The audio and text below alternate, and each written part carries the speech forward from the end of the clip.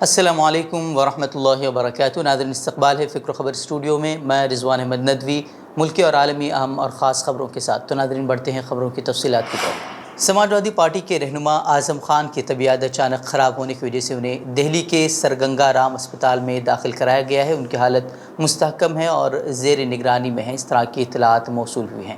اطلاعات کے مطابق اعظم خان کو 3 بجے سر گنگا رام اسپتال کے شعبہ سرجری میں داخل کرایا گیا ہے۔ عتیق احمد اور ان کے بھائی کو اب سپرد خاک کر دیا گیا ہے۔ مقتولین کی نماز جنازہ اور تدفین میں عتیق احمد کے 2 نابالغ بیٹے شریک ہوئے، تاہم ان کی بیوی شائستہ پروین نے شرکت نہیں کی ہے۔ وہیں عتیق احمد اور ان کے بھائی اشرف احمد کو میڈیا کے سامنے بہیمانہ طریقے سے قتل کرنے کا معاملہ اب سپریم کورٹ پہنچ چکا ہے، جس میں سپریم کورٹ کے سابق جج کی سربراہی میں کمیٹی تشکیل دے کر قتل کیس کی تحقیقات کا مطالبہ کیا گیا ہے۔ حالانکہ جس طریقے سے یوپی میں جنگل راج کا مظاہرہ کیا جا رہا ہے، ہونا تو یہ چاہیے تھا کہ عدالت اس کا از خود نوٹس لے لیتی۔ خیر، ایڈوکیٹ وشال تیواری نے اتوار کو سپریم کورٹ میں ایک درخواست دائر کی ہے، جس میں ایک آزاد ماہر کمیٹی اور اتر پردیش میں 2017 سے اب تک 183 انکاؤنٹرز کی تحقیقات کا مطالبہ کیا گیا ہے۔ وہیں عتیق کے قاتلوں کے ریکارڈ سامنے آئے ہیں، جو واضح کر دیتے ہیں کہ یہ لوگ بدمعاش تھے، کئی مرتبہ جیل جا چکے ہیں، اور یہ بھی بتایا جا رہا ہے کہ یہ لوگ بجرنگ دل سے جڑے ہوئے تھے۔ آپ کو بتا دیں کہ اس معاملے نے پورے ملک کو ہلا کر رکھ دیا ہے۔ صرف امیش پال قتل کے بعد اس کی بیوی کی طرف سے 7 سال سے جیل میں بند شخص پر قتل کا الزام عائد کیے جانے کے فوراً بعد وزیر اعلیٰ یوگی آدتیہ ناتھ کے مٹی میں ملا دینے والے بیان کے بعد عتیق احمد کے خاندان کا جس طریقے سے خاتمہ کر دیا گیا، اسے اب اسٹیٹ سپانسرڈ قتل قرار دیا جا رہا ہے۔ اس قتل نے پولیس کے رویے پر بھی سوال کھڑا کر دیے ہیں۔ اگر اسے یوپی میں غنڈہ راج کی گھٹیا ترین مثال، بدترین مثال قرار دیا جائے تو غلط نہیں ہوگا۔ حالانکہ اس معاملے کو لے کر کئی طرح کی باتیں اب کہی جا رہی ہیں کہ ان 3 لوگوں نے شہرت کی خاطر اس طرح کا قدم اٹھایا تھا۔ حالانکہ یہ بھی سمجھنے کی بات ہے کہ 7 سال سے جیل میں بند شخص کو، جو کہ ہتھکڑی میں بندھا ہوا تھا، قتل کر کے کون کس طریقے کی شہرت پانا چاہے گا؟ اور بی جے پی رہنماؤں کے بیانات بھی بہت کچھ واضح کر دیتے ہیں۔ تمام سیاسی رہنماؤں نے بھی اس پر رد عمل دیتے ہوئے یہی کہا ہے کہ یہ قتل ایک منصوبہ بند سازش تھی۔ وہ احمد کے 5 بیٹے تھے، جن میں سے ایک اسد کا انکاؤنٹر ہو چکا ہے۔ ان کے 2 نابالغ بیٹے چلڈرن ہوم میں ہیں، جبکہ ایک بڑا بیٹا عمر لکھنؤ کی جیل میں ہے، اور اس سے چھوٹا جو ہے وہ علی نینی سینٹرل جیل میں قید ہے۔ بتا دیں کہ گزشتہ روز الدین اویسی نے پریس کانفرنس کر یوگی راج کے غنڈہ راج پر سخت تبصرہ کیا تھا۔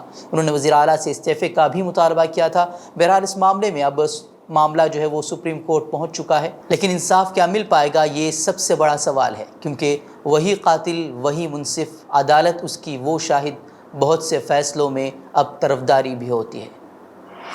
سماجوادی پارٹی کے general secretary professor Ram Gopal Yadav نے عتیق اور اشرف کے قتل کو منظم سازش قرار دیتے ہوئے کہا ہے کہ پولیس کے ہاتھ میں عتیق اور ان کے بھائی اشرف کی ہتھکڑی تھی۔ یہ منظم قتل کیا گیا ہے، اور جانچ کرنے والی ایجنسی اگر صحیح ہوگی تو بڑے بڑے لوگ اس میں پھنسیں گے۔ اس طرح کی بات جو ہے وہ رام گوپال یادو نے کہی ہے۔ رام گوپال یادو نے سوال اٹھاتے ہوئے کہا ہے کہ رات میں 10 بجے کون سا میڈیکل ہوتا ہے؟ یہ سب پہلے کی منصوبہ بندی کا حصہ تھا۔ انہوں نے عتیق احمد کے کنبے کو لے کر بھی تشویش کا اظہار کیا ہے۔ انہوں نے کہا کہ جس طریقے سے عتیق احمد اور اشرف کا قتل ہوا ہے، اسی طرح سے ان کے کنبے کے دیگر اراکین پر بھی حملے ہو سکتے ہیں۔ ایس پی لیڈر نے کہا کہ جمہوریت میں ایسے واقعے کا کوئی تصور بھی نہیں کر سکتا ہے۔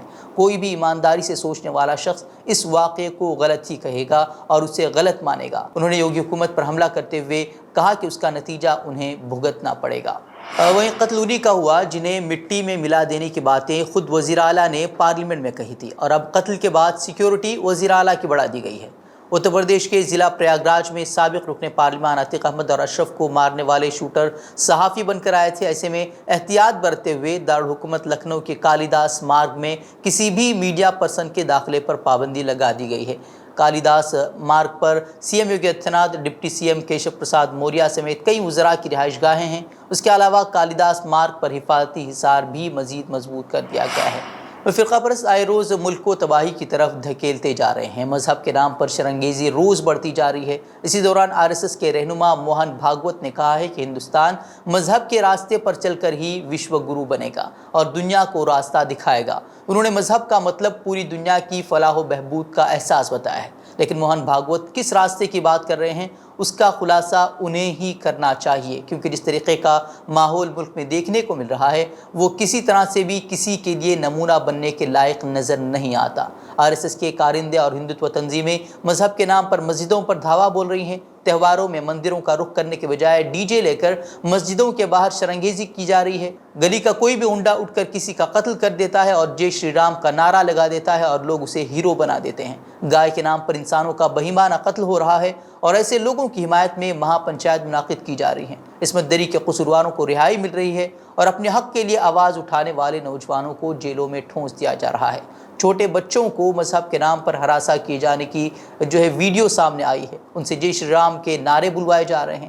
RSS کے رہنما کو تو پہلے اپنی شاخاؤں میں جا کر مذہب کے صحیح معنی بتانے چاہیے۔ اس کے لیے RSS کو ہندوتوا تنظیموں کا اجلاس بلانا چاہیے جس میں وہ مذہب کی تعریف پر تقریر کرے، لیکن یہ کام تو نہیں ہو رہا۔ لیکن مسلمانوں اور اقلیتوں کو دھمکیاں روز دی جا رہی ہیں اور پتہ نہیں کہ RSS رہنما مذہب کے راستے پر چلنے کی باتیں کر کے ملک کا ماحول سدھارنے کی باتیں کر رہے ہیں یا پھر ایسے شرپسند عناصر کو دبے الفاظ میں ان کی حوصلہ افزائی کر رہے ہیں۔ جو بھی ہو، جب ملک کے حالات مذہب کے نام پر بگاڑے جا رہے ہیں، ایسے وقت میں RSS رہنما کے بیان تو شبہ ہی پیدا کرتے ہیں۔ بہرحال آپ موہن بھاگوت کے بیان پر کیا سوچتے ہیں؟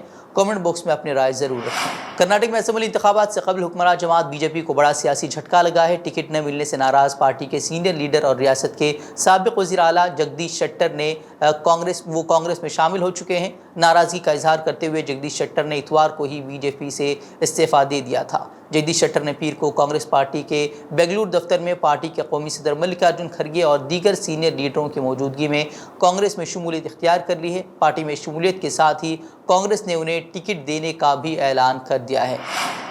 کرناٹک میں انتخابات سے قبل دودھ بھی مدعا بن گیا ہے۔ امول بنام نندنی تنازع کے درمیان گزشتہ روز راہل گاندھی بنگلورو میں ایک نندنی سٹور پہنچے، جس کے بعد انہوں نے ٹویٹ کیا، کرناٹک کا فخر نندنی بہترین ہے۔ کانگریس لیڈر نے اڈانی معاملے کے ذریعے بھی PM مودی کو نشانہ بنایا۔ وہیں راہل گاندھی نے مرکز کی مودی حکومت کو بھی تنقید کا نشانہ بنایا۔ انہوں نے کہا کہ کہ BJP سمجھتی ہے کہ انہیں پارلیمنٹ سے ہٹا کر، دھمکیاں دے کر اور ڈرا کر خوفزدہ کر دے گی، لیکن میں ان سے ڈرنے والا نہیں ہوں۔ مجھے نااہل کر دو یا جیل میں ڈال دو، مجھے ان سب چیزوں سے کوئی فرق نہیں پڑتا۔ وہیں راہل گاندھی نے سوال کیا کہ آپ نے اڈانی کی پورے دل سے مدد کی ہے، ہم کرناٹک کے لوگوں کی دل و جان سے مدد کریں گے۔ انہوں نے کہا کہ ہم نے کرناٹک کے عوام سے 4 وعدے کیے ہیں اور انہوں نے حکومت بننے پر 200 یونٹ بجلی مفت، گھر کے خاتون سربراہ کو 2000 ماہانہ، گریجویٹ کو 3000 ماہانہ، ڈپلوما ہولڈر کو 1500 روپے ماہانہ دینے کا اعلان بھی کیا۔ انہوں نے ریاستی حکومت پر 40% کمیشن خوری کا بھی الزام عائد کیا۔ وہیں مہاراشٹر کے وزیر اعلیٰ نے کہا ہے کہ ممبئی کے مضافات میں ایک تقریب کے دوران سن اسٹروک سے کم از کم 11 افراد ہلاک ہوئے ہیں، جس میں اس پروگرام میں بھارتی وزیر داخلہ نے بھی شرکت کی تھی۔ ممبئی کے مضافات میں ہزاروں افراد نے اتوار کو دوپہر میں ایوارڈ فنکشن میں شرکت کی تھی، جہاں وفاقی وزیر داخلہ امت شاہ نے معروف سماجی رہنما کو ایوارڈ دیا تھا۔ وہیں مہاراشٹر کے وزیر اعلیٰ ایکناتھ شندے نے رپورٹرز کو بتایا کہ واقعے کے بعد تقریباً 50 افراد کو اسپتال منتقل کیا گیا تھا، جن میں سے 11 لوگوں کی وہ موت ہو گئی ہے۔ تو ناظرین، خبریں مزید خبروں کے لیے آپ ہمارے ویب سائٹ www.fikrokhabar.com کی طرف رخ کر سکتے ہیں۔ ویڈیوز کے لیے ہمارے YouTube چینل کو سبسکرائب کریں۔ تو ناظرین، السلام علیکم ورحمۃ اللہ وبرکاتہ۔